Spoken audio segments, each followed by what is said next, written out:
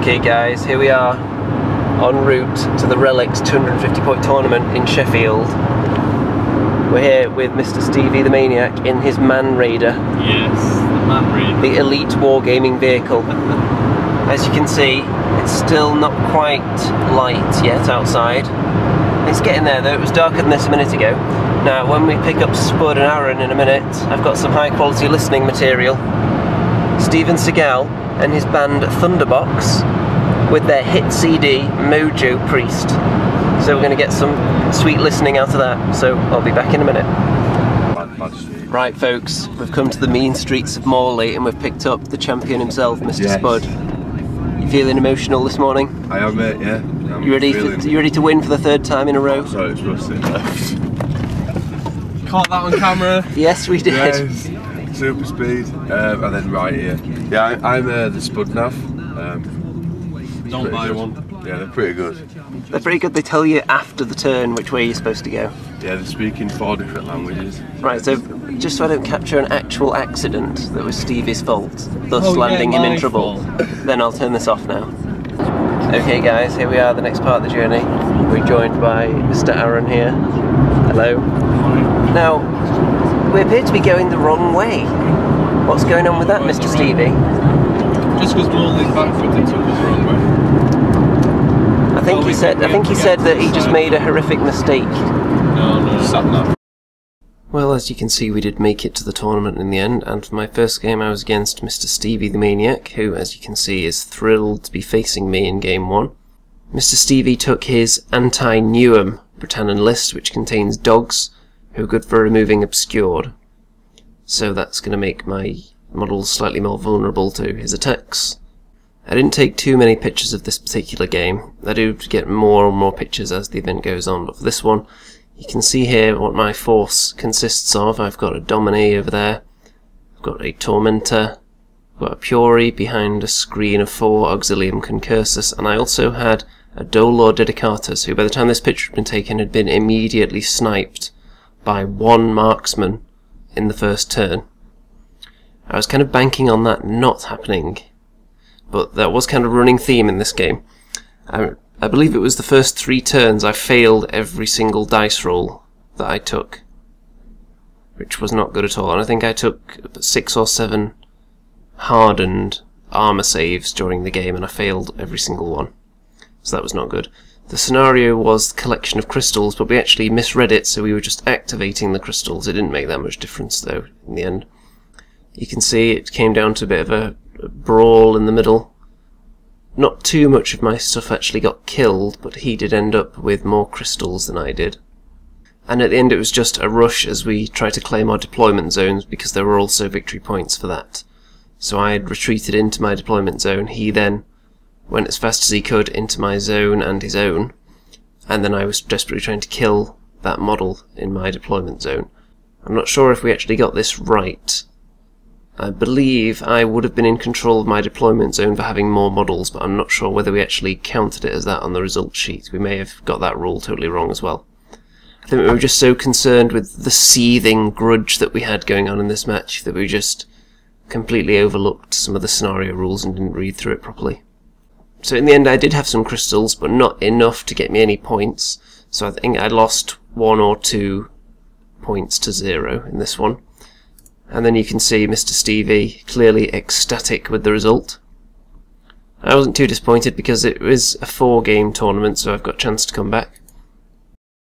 Game 2 I came up against the legendary Mr. Biscuit, also with Britannians.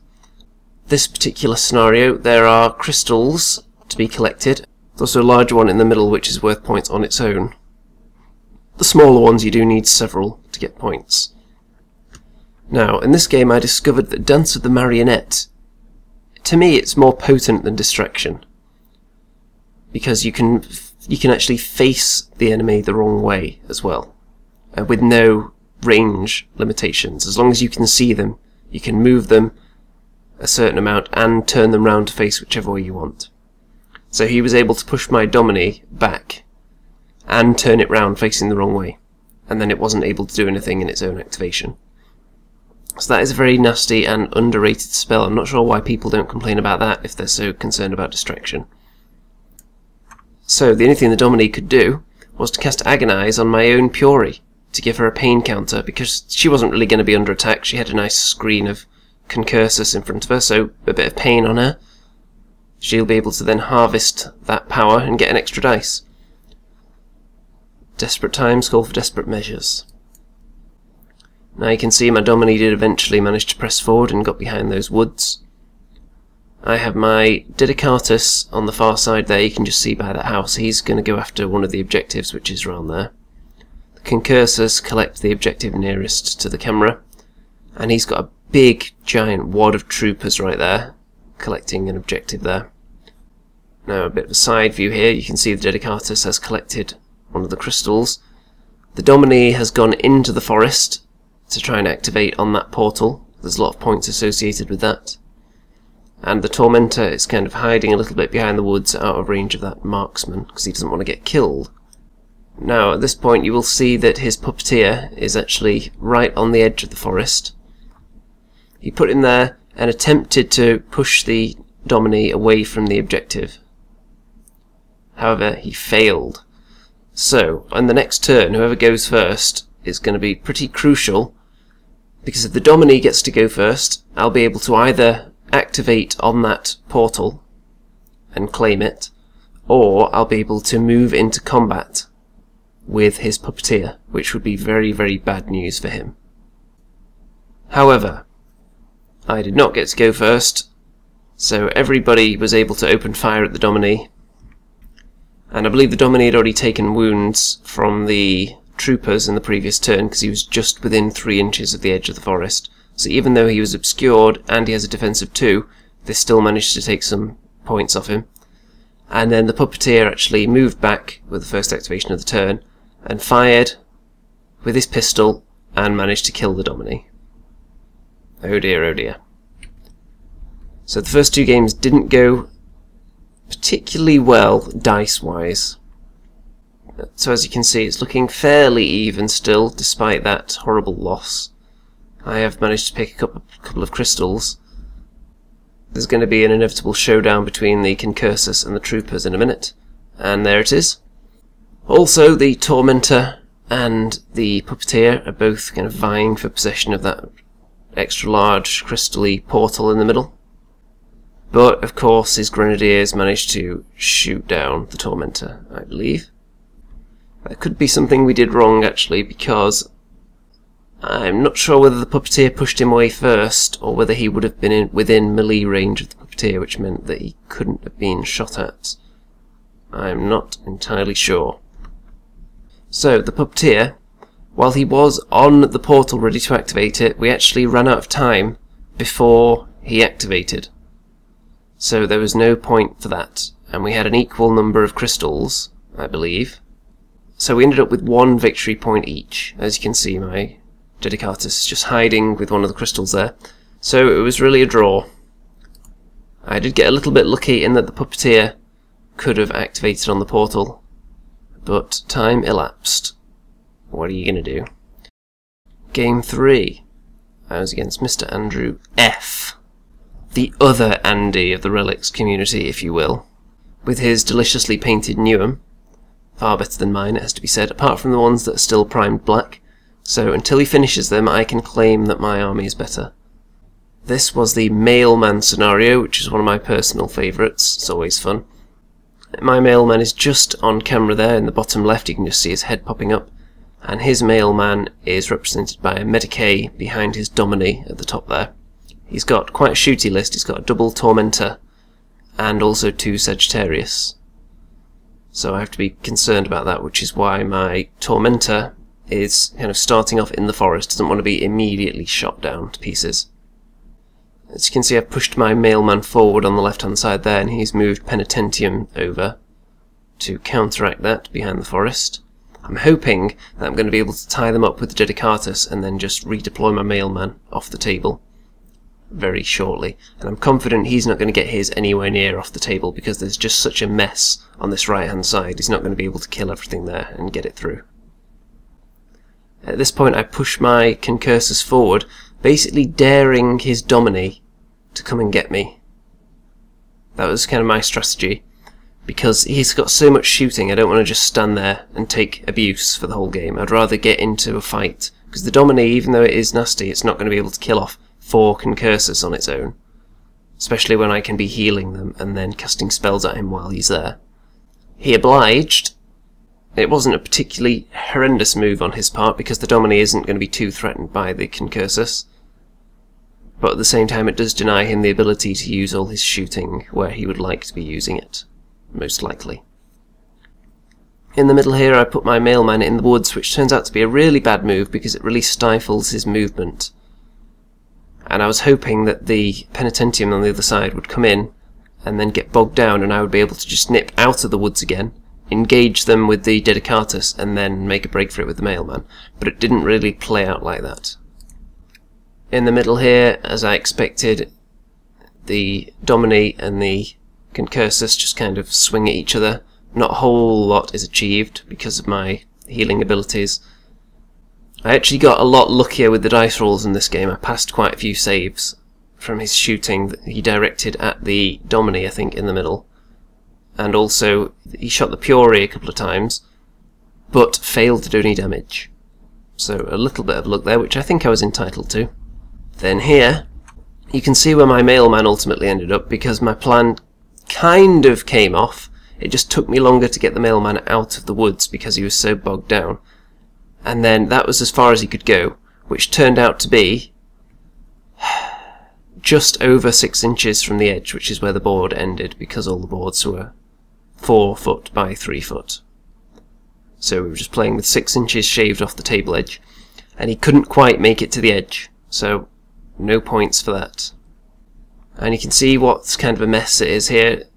His mailman didn't really get anywhere near the edge of the table, but he did survive. I didn't manage to kill it. I wasn't especially trying to. I wasn't really in a position to get off the table. Another game where very few models died. I think it was just 2 or 3 models died in the whole game. Even though I took a list that was a bit more killy than usual this time, it didn't pan out that way whatsoever. I will put that down to terrible dice rolling for some of the games. Not so much this one. This one I was just focused purely on the mailman, really. Here you can see there, 1 Concursus ended the game dead. Not a whole lot else. So in the end that was also a draw, which was 1-1. So I've got a loss and 2 draws up to this point, which meant that because we had an odd number of players, I actually sat out the final round. So I would just get an auto win for that. So that did give me a chance to go around with the camera though, and get some footage and some nice pictures.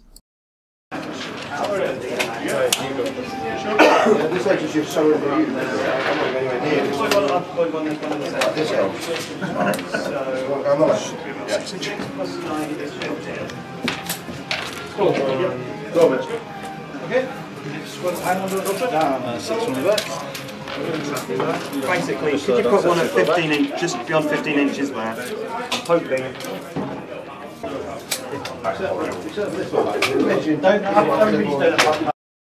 Right, I hope you enjoyed that wonderful footage. Here's some very nice pictures of the well-painted armies that were there.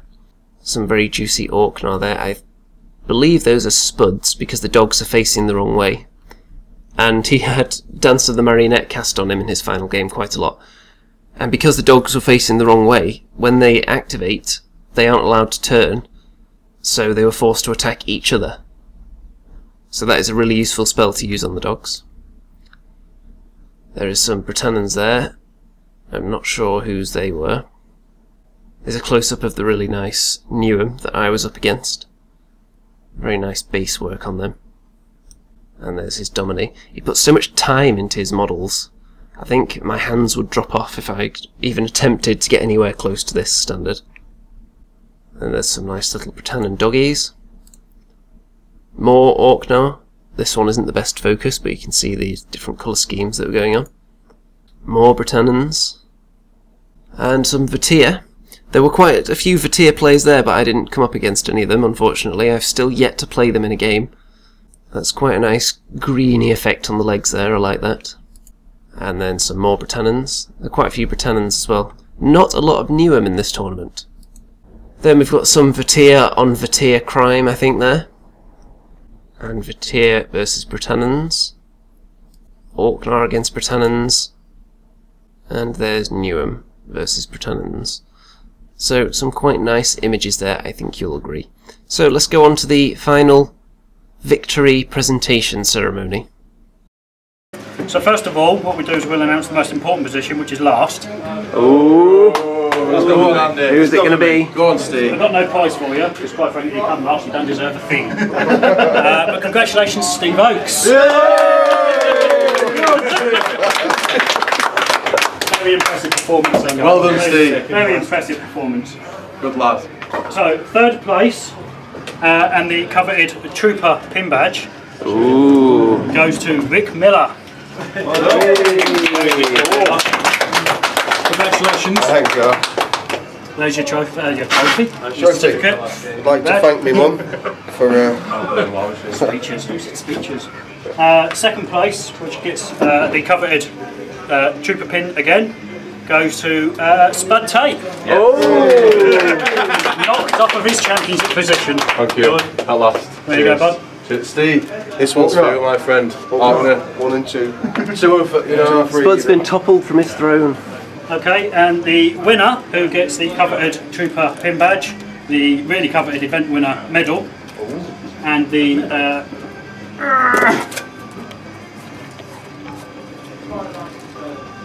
coveted event only chronicler model.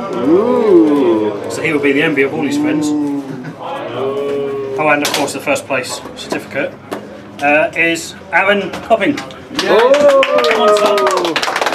Great stuff. Congratulations. So there you go, boy. Cheers, thank you very much. Enjoy.